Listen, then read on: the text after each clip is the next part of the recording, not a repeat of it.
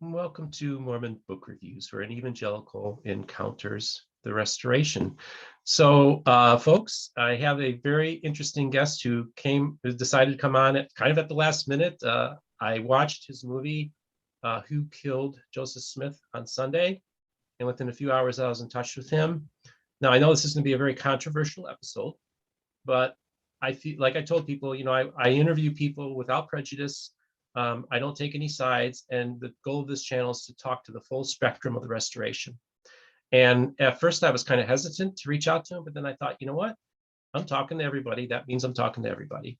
But I think this will be a very instructive episode. Justin Griffin, welcome to my program. Thank you. So, Justin, obviously, Thursday, I'm online, and all these things start rumbling. Your movie had that special showing in Utah, and then of course it was released online. And then I had a few of my listeners send me links on Sunday to the program, to your movie, so I had the opportunity to watch it. And boy, you caused some ripples this past weekend, my friend. Good. What's it like? The ripples? Yeah, what's it like to be now just jump into this world and have this kind of impact on it? It's new, that's for sure. So lots of people have been reaching out, lots of good questions, lots of comments, lots of people that are supporters, lots of people that are completely against it. So yeah, it's been awesome to connect with other people who are passionate about Carthage. Okay. Well, before we get into too many details about the film, I actually think it's important that we lay some groundwork about who you are. I'd like for you to tell me a little bit about your faith journey, just your background, and just what kind of, family you were raised in, all that kind of stuff. Just tell us a little bit about your backstory. Okay, so I was born and raised in the LDS Church, and my family goes back all the way to Kirtland, and great family, the best family, and love the church, love everything about the church. Went on a mission to Greece, graduated from BYU, married in the temple, have 3 kids, been married for 25 years. Does that give you a pretty good idea? A normal guy, normal member of the church, right? You check all the boxes, right? So, and how would you describe yourself? Like, basically, you're just true blue Mormon, just, word of wisdom, tithing, all that kind of stuff, right? I was, yeah, temple recommend holder, loved going to the temple. Went to the temple once a week for 20 years. Wow. Really enjoyed that experience. I even did my home teaching and ministering faithfully, if that gives you an idea of how committed I was to being a member of the church. Wow. And so I guess that leads to, like, what got you on this journey? Like, was there something that you read or a person that you talked to that kind of started getting your wheels turning? So looking back over my life, there were several significant spiritual experiences that at the time I didn't know the full I knew that they were amazing experiences and helped build my faith, but I didn't know the full ramifications of them. And I think everybody has experiences like that they don't understand until later, but they kind of culminated for me in the last few years. In about the beginning of 2019, I was reading in 3rd Nephi from the teachings of the Savior to the people that were there. And he said, he commanded to read and study the words of Isaiah, of the great prophet Isaiah. And I put a little note in my scriptures that says, I really need to do this, because when I read that, you know how when you read in the scriptures, sometimes it hits you extra. Well, that happened. And I was like, I need to do that. But I didn't do that because it's an overwhelming idea to go try and figure out Isaiah. But then a month or two later, I'm reading in the Book of Mormon, and Moroni says, you need to study the words of Isaiah. And that time I could no longer deny it. And I said, okay, I will do this. But I didn't know how to do that. I had read other books about Isaiah in the past, notably Cleon Skousen's Isaiah Explained. I don't know if you've read that one. It's a pretty thick book, but wouldn't say that I grasped Isaiah. So I went online looking and saw a couple of different authors, came across a book by Gileadi, Isaiah Decoded, and read it and just couldn't get enough. So I got every one of his books and read all of his books. And then I felt, somewhat equipped to try and study Isaiah myself, and just began diving into Isaiah. But, it takes time and it takes effort to understand Isaiah. And there's a scholastic approach to understanding Isaiah. But for me, what was becoming more interesting is the personal revelation approach, like reading it and how a verse hit me and asking questions and praying for understanding. And that is really what changed me, is the idea of receiving personal revelation, of praying and seeking understanding and guidance. I'd always prayed in my whole life, but I don't know, I just kind of did what I was supposed to do and figured if, God wanted to stop me, if I was on the wrong path, he would let me know. But I didn't really seek. I didn't knock, if that makes sense. And so that's how things started changing for me, is I really started seeking. And Isaiah helped me do that. So what kind of conclusions did you come to after this intense study of the book of Isaiah? So several. First of all, I was unfamiliar with the idea of the end time Davidic servant and the end time arch tyrant. And I have my own theories about who the arch tyrant is, as does everybody who studies Isaiah. But the Davidic servant, I wasn't really super familiar with that idea. And so I went online and started, trying to figure out what other people think. And it was a big deal. I mean, there's thousands and thousands of people trying to figure who the Davidic servant is. So that put that seed in my mind of what is that going to be like? And, the idea in Isaiah is that the end time shepherds have gone astray and they're leading their people astray. And it's really easy to read Isaiah, no matter what church background you come from, and think that applies to everybody else in the world.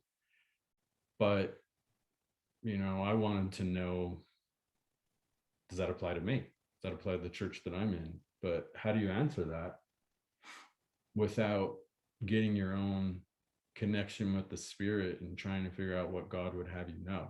So those are some of the concepts that I couldn't fully grasp just by studying the book, that I sought for more information on, if that makes sense. And well, one of the things about this channel is I try to find convergences between my movement and the Restoration. And I'm just curious, did you study any like Christian or evangelical writings on Isaiah, commentaries, or did you strictly stay with? I did, but that wasn't until much later. Okay. Later. Now I have no problem listening to anybody from any background who has done the work to put something out there. But then I felt more comfortable if it was either officially church endorsed or somebody in good standing in the church, that kind of thing. So Interesting. So is there a particular evangelical study of Isaiah that you found interesting, or observations or that you've made about that? Yeah. So have you been on BibleHub before? Yeah. I've been on there. So BibleHub is one of our favorite tools to study from, and you get, however many different Bible translations there are. Mm-hmm.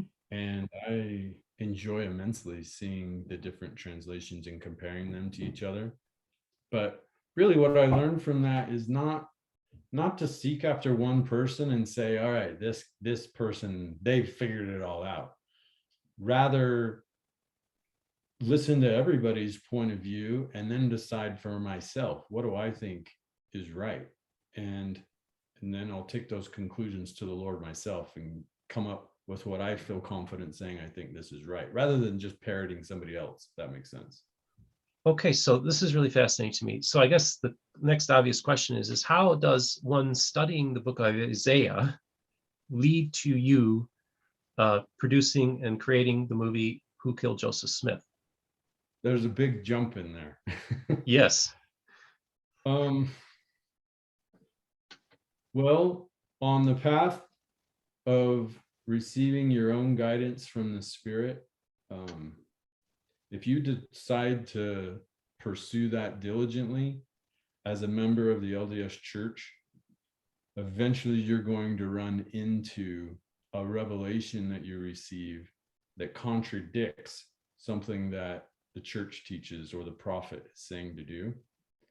It's going to happen. And you're going to have to decide how to approach that. And that didn't happen for me at first. Everything I was learning was going along, just right along nicely with everything I had grown up with.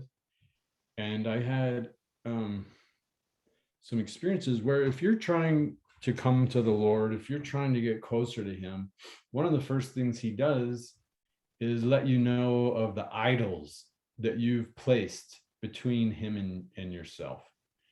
And these are not things you'll find in the scriptures necessarily, and they're not things you'll find in the church handbook, but they're things that the Lord knows are coming between you and him.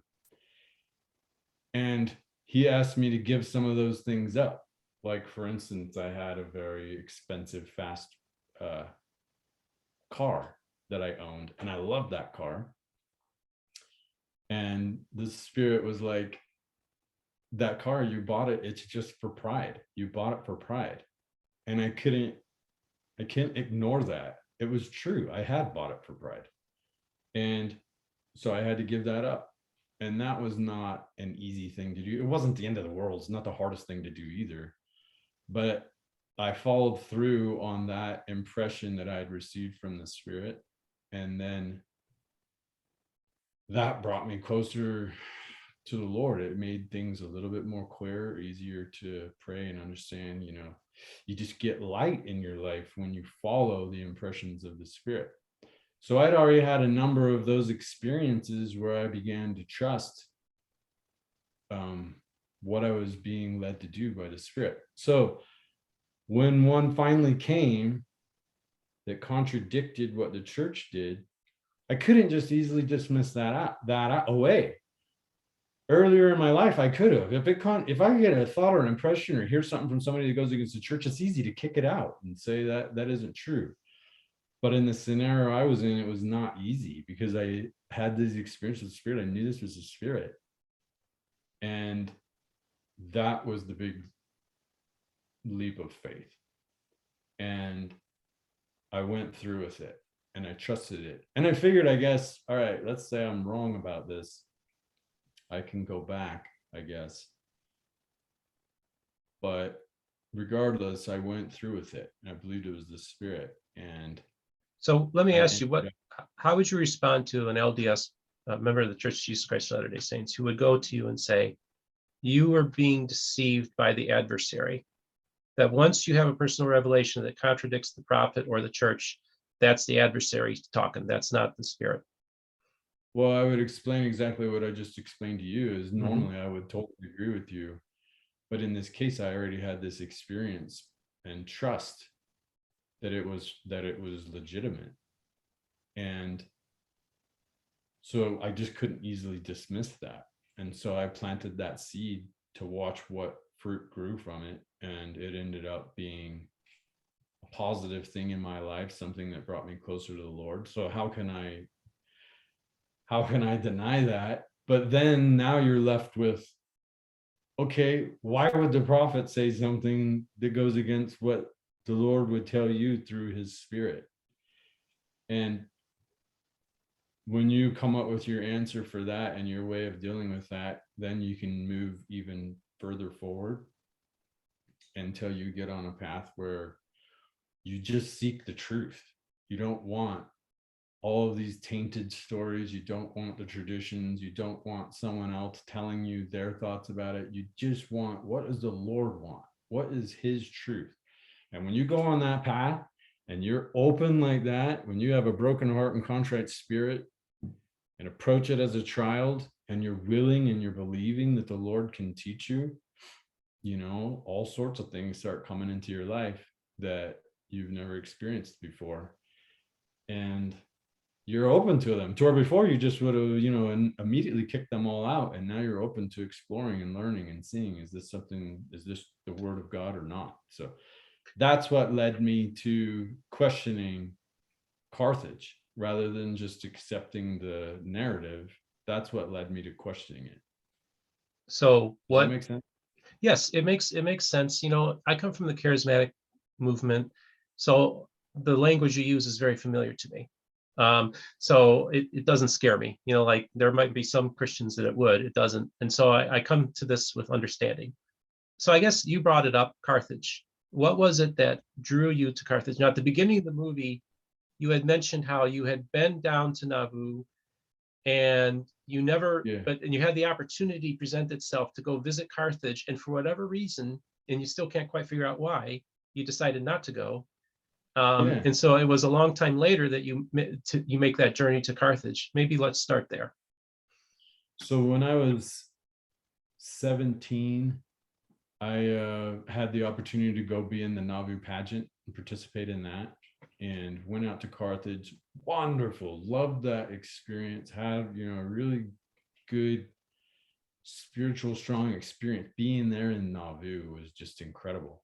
And a group they said, hey, let's go over to Carthage, and I said no. And I wasn't, it's so, looking back, I don't know why I said no, because everyone that asked, let's go visit everything, I visited everything. I was so excited about it.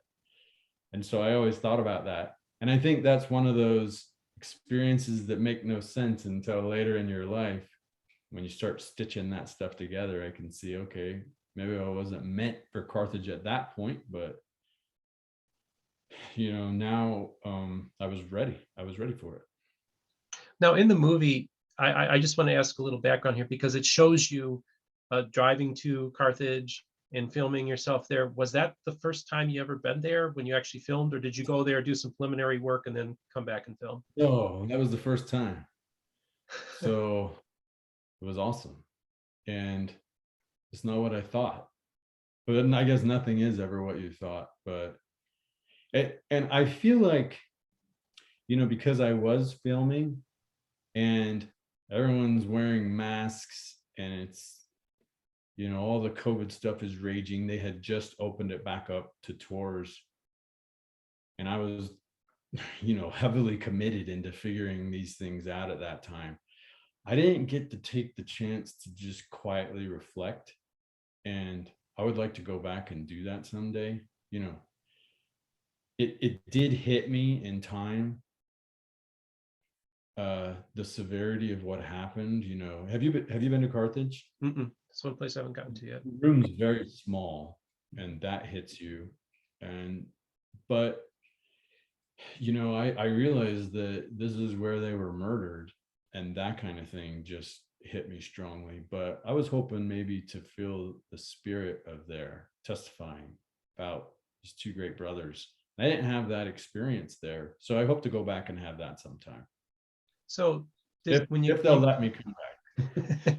Well, and I want to get back to doing some of the filming. You did some really interesting things, but so when you were on your way to Carthage, you had to have had some preconceived ideas, or that you'd done some research that caused you to go there. So maybe tell me, what was your mindset going there? What were you what was your worldview at that point? Okay, so I'll give you a little bit of background. Somebody had shared with me the Carthage conspiracy online. I don't know if you've watched that YouTube, but that I showed in the movie that had planted a lot of thoughts in my mind. When I first watched it, I wasn't familiar with that there's any question whatsoever about the narrative. And that was like, oh no, there's all sorts of questions. So I wanted to find that guy that was on that video, because it's not a very good quality recording. And I just wanted to talk with him and see what his thoughts were, but I could never track him down. So I talked with John. I've been friends with John for a few years. And John was like, yeah, I know all about that theory. I was doing it even earlier, talking about these things. And I'm like, well, tell me what's on your mind. And one of the first things that he went through, and same thing that the video went through, is the angle of taking that shot through the window to hit Hiram in the back is a really difficult angle to hit because he's up on that second story. And when it hits him in his lower back, the entry wound and the exit wound through his pocket watch pocket in the front of his vest is parallel to the floor. So how do you get an upward trajectory shot that hits you in the lower back and then travels parallel with the floor? That didn't make sense to either of them, and it didn't make sense to me either. And especially because he wasn't aimed directly at the window. He was 10 feet back from the door, according to the eyewitness accounts. So the angle would have had to come sideways and turn to go towards the door. And it would have come in at an angle going down and should have exited higher, and it didn't. It went straight. So they're just like, how did that happen? And they're like, you can't even, I mean, if you're standing down below the window, the mob's all gathered around the jail shooting, you wouldn't even be able to see Hiram because of the angle. But when I talked with Sam, Sam had worked that out. And he said, if you're about 60 to 70 feet back, you can see into that room. The Lyons brothers said you can't. I had read their study and they said you can't see into that room. We stood there on that same day at the same time and you can't see. But Sam's like, no, you could easily see into the window and make that out. But to get the right angle, Hiram had to have stood a little bit closer to the window, and the rise would have been so minimal that it would be accounted for in the entry and exit wound. So he made me believe it was possible that a mob member could have made that shot into Hiram's back. However, he agreed that at that distance, these muskets were they weren't good aim. And so they would have been firing and firing. Maybe 1 in 10 would have made it through the window. So I expected that there was going to be bullet holes all around in the rock, marks from those musket balls. So that was what I was excited. I was like, I got to see this. I've got to see, what does it look like around that window? And I went out and looked. We caught that part on camera. I was just like, what? There's nothing here. There is none of those marks are here. So that made me start questioning that theory. That made me start questioning every narrative that claims that the bullets were being shot from the mob outside through the windows. I mean, if you look at any of the church reenactments of this, they all show mob members outside shooting towards those windows, and there's no marks in the stone from that. Yeah, I thought that was very interesting. You mentioned a couple names. Just for our audience who hasn't seen the movie, you had mentioned a John and a Sam. Maybe just talk about John and give them their last names, because they were both in the film, correct? John Hajicek's in the film, and he is a researcher of all early Mormon things. He has the largest private collection of Mormon artifacts of anyone in the world. I think he has over 250,000 pieces. And he lives close to the area. He's been there many times. He's studied it out many times. But his theories came from a document standpoint, just reading the documents and tracing the documents and journal entries and newspaper articles to figure out that something wasn't adding up from the eyewitness testimonies. So it was great to talk with him and listen to his ideas. And then Sam Weston, the other one, Sam works at the Church History Museum, and he's retired now. He spends a lot of time on church history, and he's especially good at Carthage. And he was referred to me by Casey Childs. Casey Childs painted the painting, A Poor Wayfaring Man of Greek, that is in the museum. And that painting has two parts. In the first part, he consulted with the Lyon brothers. And then the second half, he consulted with Sam. So he's mixed his theories in his painting, which is kind of interesting if you know the history of the different theories, because the painting doesn't make sense because of that. But it's a great painting. So I talked with Casey, And Casey had to do his own work to figure out, what happened at Carthage, and he had his ideas, and he was a great guy to talk with. And he's the one that referred me to Sam. So I went and met, and Sam was very gracious. We spent the afternoon together just talking about Carthage. It was fantastic. And then I met him later when the museum opened back up, went down and looked at the artifacts with them, and it was fantastic. Great guys. Yeah, so and I want to get back to a little bit about that stuff, but I also just want to ask a quick question, because this is the first thought that came to my mind was you had said there was no, pock marks and stuff around the window if people were like firing indiscriminately towards the window. Do we know of a history of any restoration to that building that perhaps could have happened? On the inside, yes. On the outside, no. It's the original stone. On the inside, there's been any number of restorations done. And Sam actually is the one that has the history of all of those. So. Okay, that's interesting. So, one of the things, and so obviously for those of you who haven't seen the film, one of the things he does is places 4 different theories, 3 theories that were out there already about the forensic evidence and the interpretation of where bullet entries and stuff through the door, also through using David Hiram's death mask as a forensic evidence. And so what you do is you kind of lay out 4 different theories. Jonathan Neville likes to call it multiple working hypotheses. The idea is, let's just put them all out there and see which ones fit the best, the evidence fits best with. Now, I'm not a forensic, I don't know anything about, I've watched a few episodes of CSI, I watched your movie. Of course, I watched movies like JFK, talk about the magic bullet theory and stuff like that. Those kind of things interest me.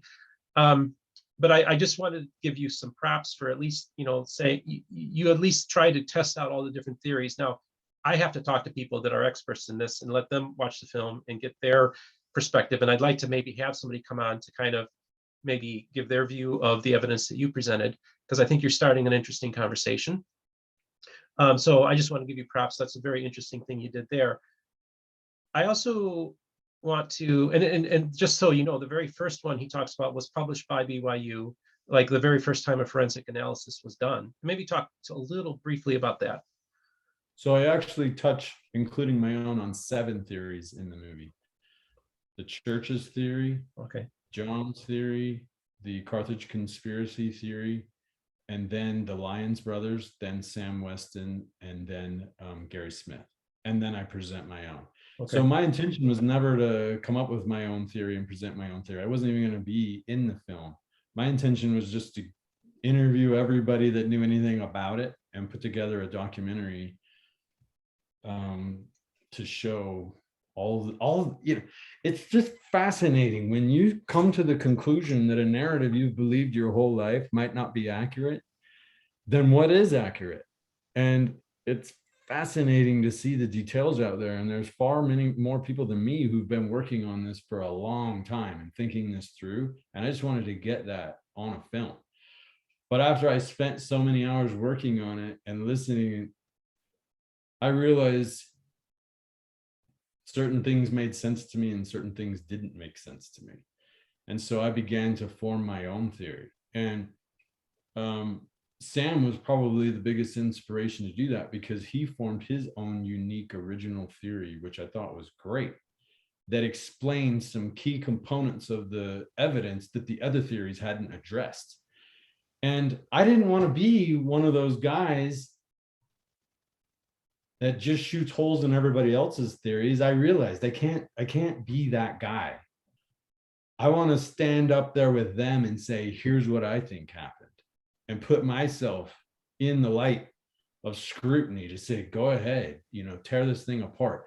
That's how I think whatever the truth really is, that's how we're going to get to it, is we keep making theories, we analyze them, we tear them apart, we make them stronger, we keep going. So that's how everything came together. The movie is like, I'm going to show everything I learned, and I'm going to show you, here's what I think happened.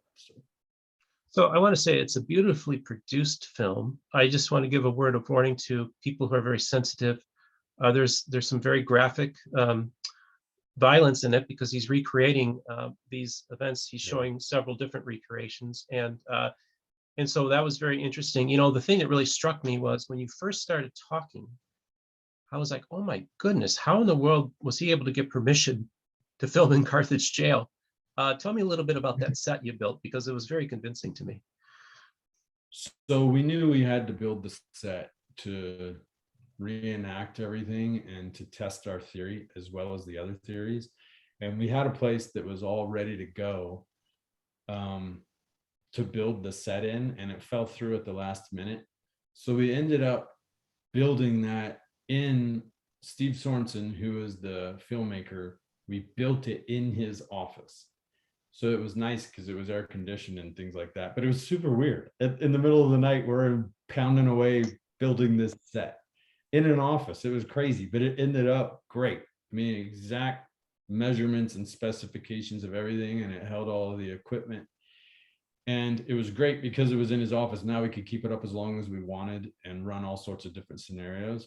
And the first thing we did was try to do the eyewitness accounts, try to reenact the eyewitness accounts, because you'll notice in every reenactment, they don't do it all the way through. They just show clips. Here's a shot, here's a guy at the door with a gun, and then add that all together. So we wanted to run the whole thing through. It does not work.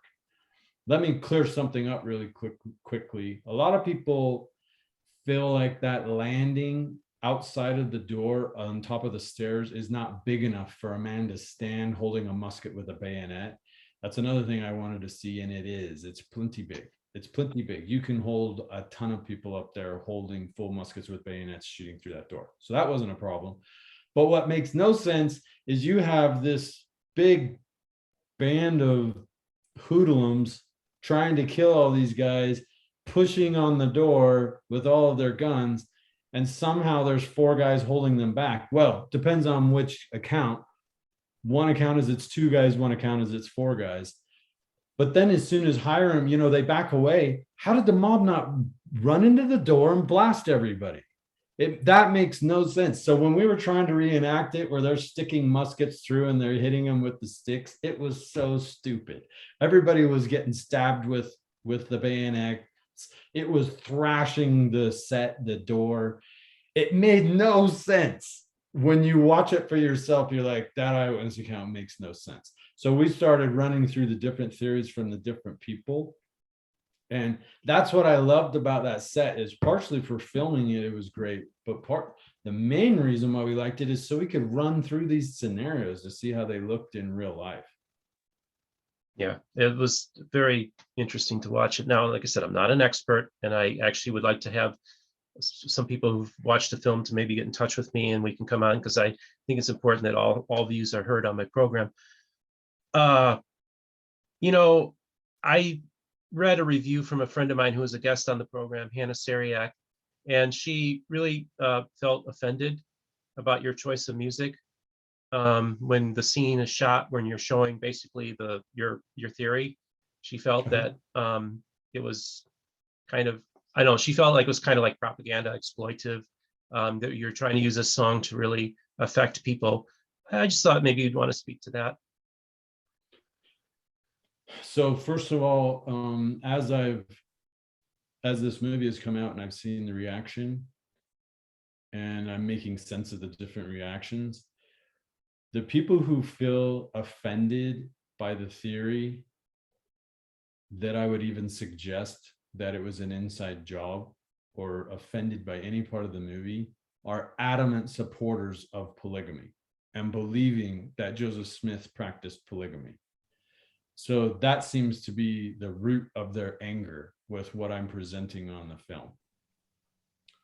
Now, if you take that away, no one, like the people that are just like watching as a film, no one gets offended by that. The reason why I did that song is it is a gut punch. It is, every reenactment plays has John Taylor singing "Poor Wayfaring Man of Grief," and I knew that I wanted to put that in to this film, but we changed the words to show the progression of what happened. It is a dark scene, as you're talking about, betrayal of your good friends. So when the first half of the film is mostly historical, retelling the reenactment, giving some of the background, but the second half of the film is when we really start getting into the theories and here's what happened. And so it's this progression. You can't just come out and say, here's what happened. You have to show the context of what happened. And so that's what that song represents. It represents, here's the normal narrative you've believed your whole life, but it's not what you thought. Here's what it really means. And so that's when the song switches to the darker half, which is where John Taylor is considering. I mean, started out as a good guy, trying to do his best, and somehow got caught into all of this. And now he's here making the decision to pull the trigger on the prophet Joseph. That's not a light topic. None of that is light. And so this song reflects that. That was why we made that choice. So folks, some of you might be wondering, why are you giving this guy a platform? And of course I've gotten pushback on some of the other guests that I've had on. And the main thing is to have conversations with everybody. Now, one thing is, I've been hearing from about a third of my audience are evangelical or Christian. Some are actually Lutherans, Episcopalians, and lots throughout the world. And many of the Christians that watch my program are Christians that are interested in the restoration. Some of them are using it as research for apologetics from their viewpoint. And it's just a matter of time before your missionaries are going to be knocking on the doors, and there are going to be Christians and evangelicals that are going to be presenting this film and this theory to them. So this is something that is going to be, because it's making ripples amongst the evangelicals I'm in touch with as well. So they will be using this film. I'm just giving you a report, letting you all know how the lay of the land here. And so I thought it's important that I talk to you. So let me ask you, how does it feel for you that perhaps anti-Mormons might use your movie? Use it as a proselytizing tool, or as a means to bash the restoration and the church? That's a great question.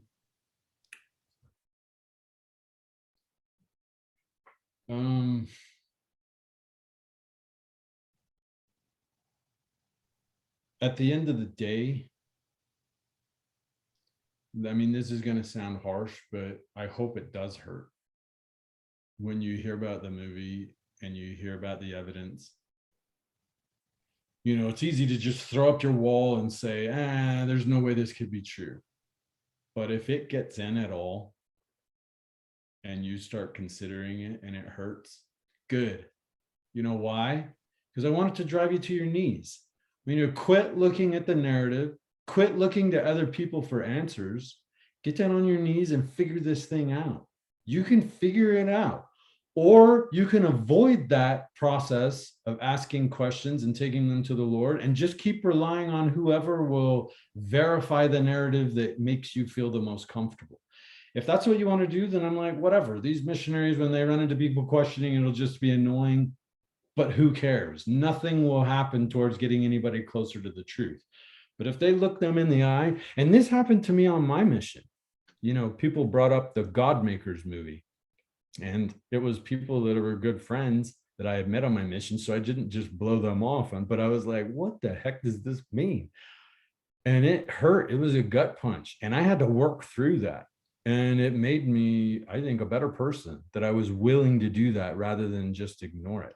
Same thing, somebody brought up on my mission, 19-year-old kid that doesn't know anything, and somebody brings up the connection between the Masons and the Mormon temple.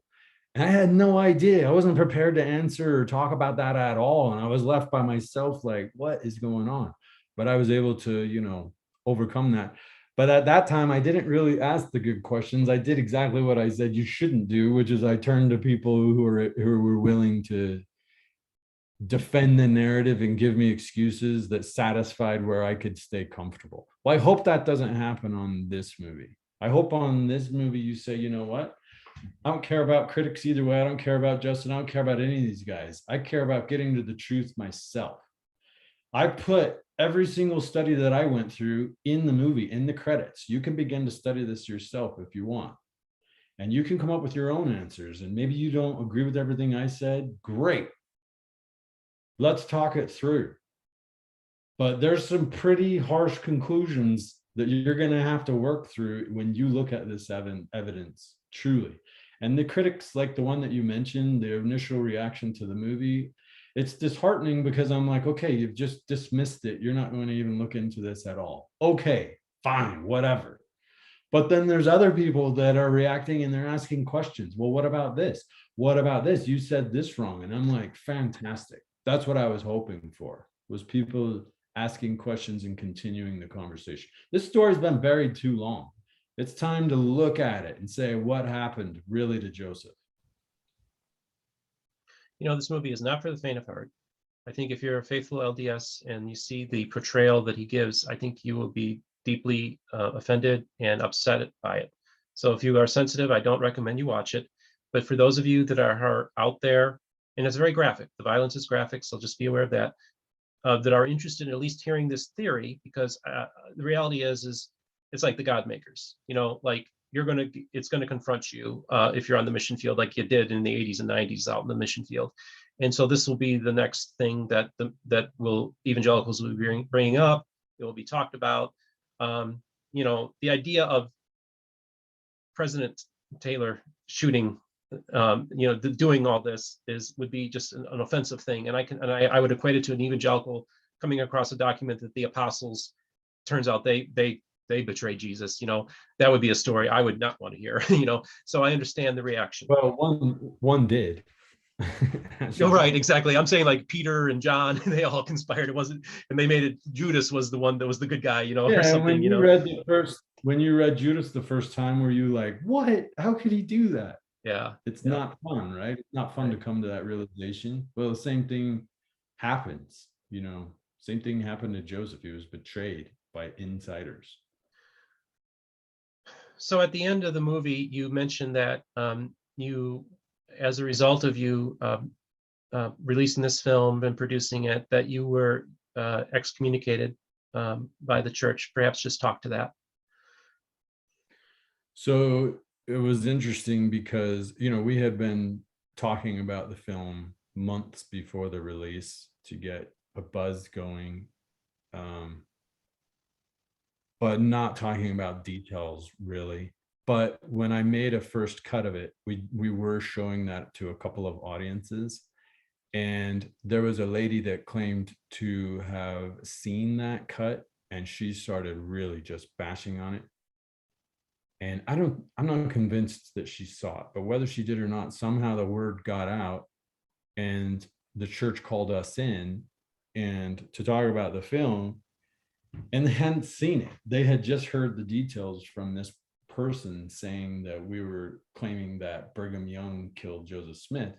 And of course, Brigham Young's not even mentioned in the entire film, but they did say, well, what's the film about? And I explained, here's a bunch of different theories about what happened at Carthage. And then I present my own theory. And I was honest. I said, you're not going to like my theory. My theory questions the current narrative. And they said, they called it conduct unbecoming a member. They said, why would you make something that questions people's faith in the church?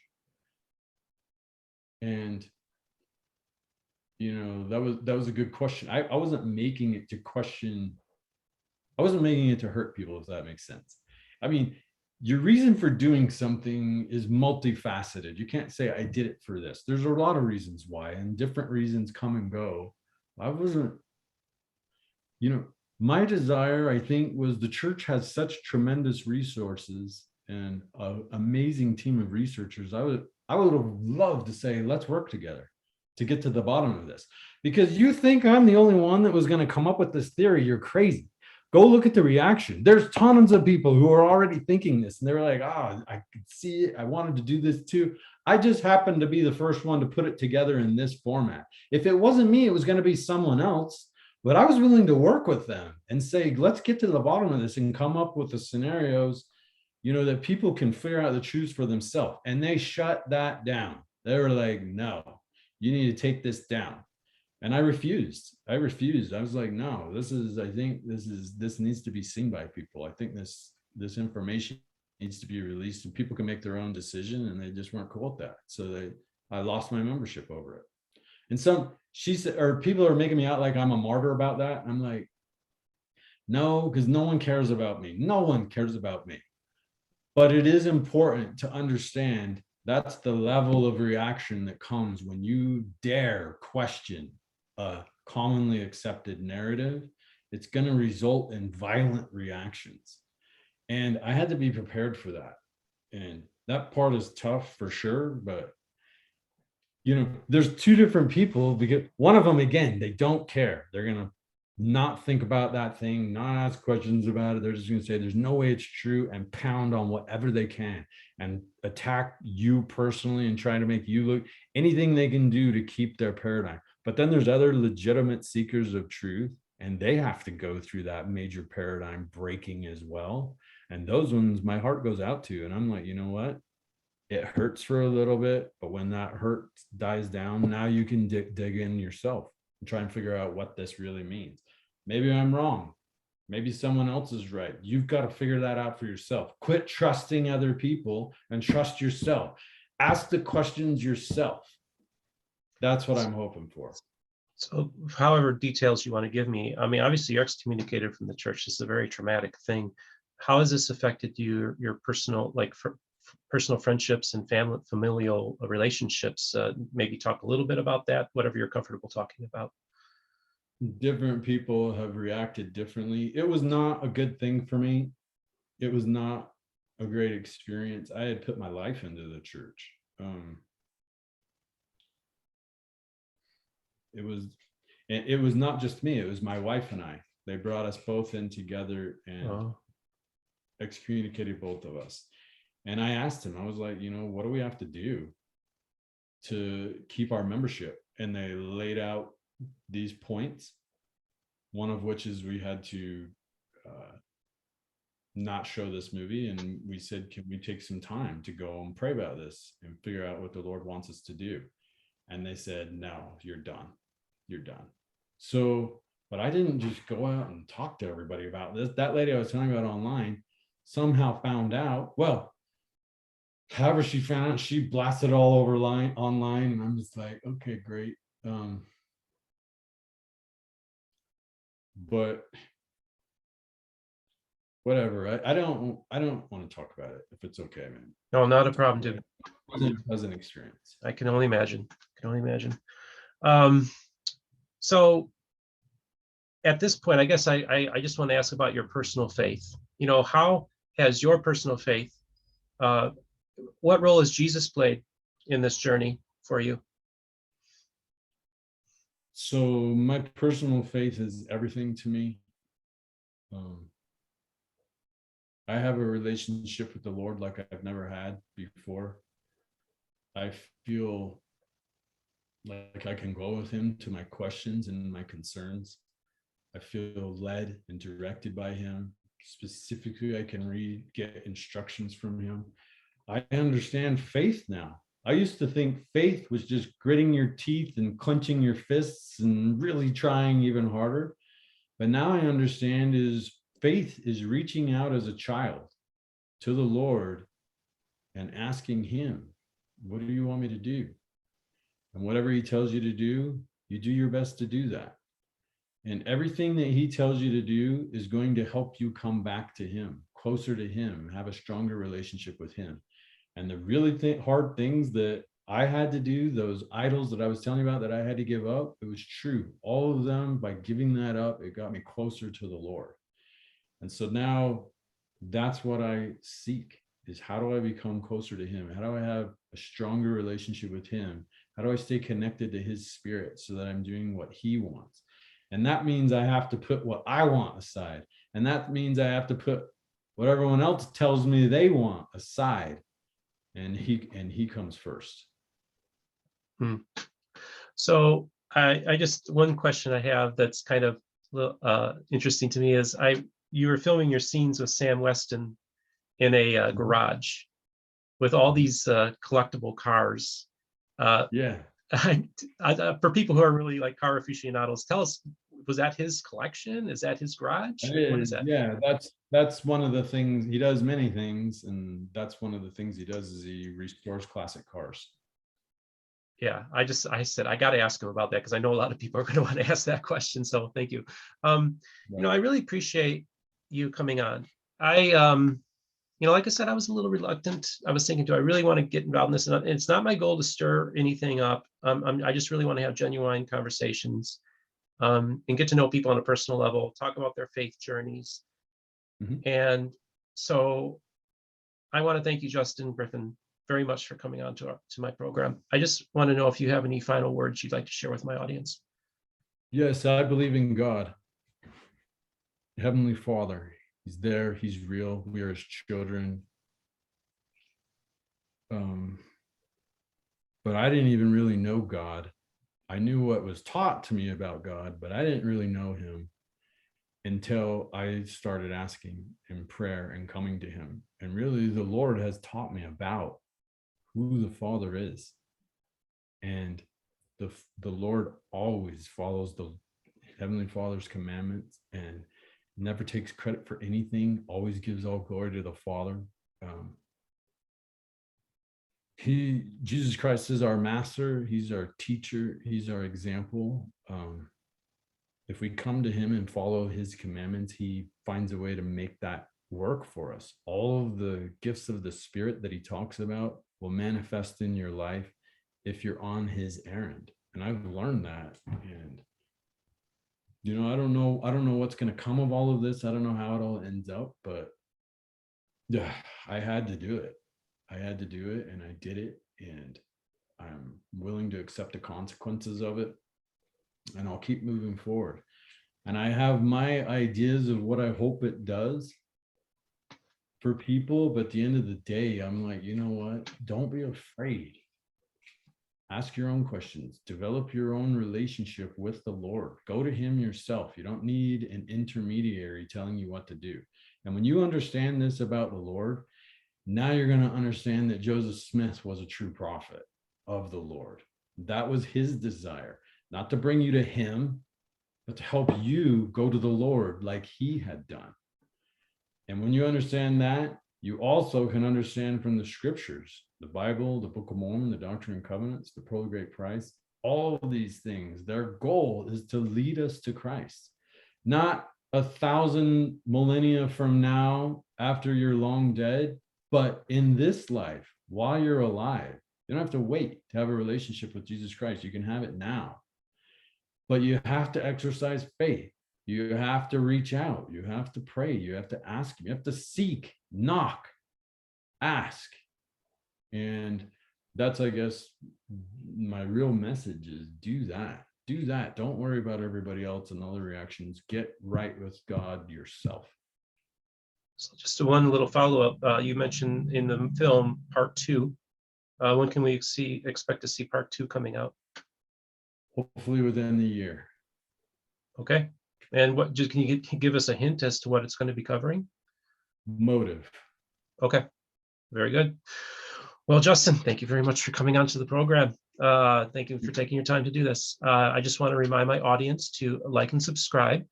Don't forget to hit the notification button to be informed when a new episode comes out. Also want to remind you that our Patreon page is up and running. I want to thank you to my Patreons who are donating to the channel. Check out our website, MormonBookReviews.com. And don't forget, we're on all the podcast platforms. We're adding a couple more this week. So wherever fine podcasts are available, just look up Mormon Book Reviews and download it in that format as well. You all have yourself a great day.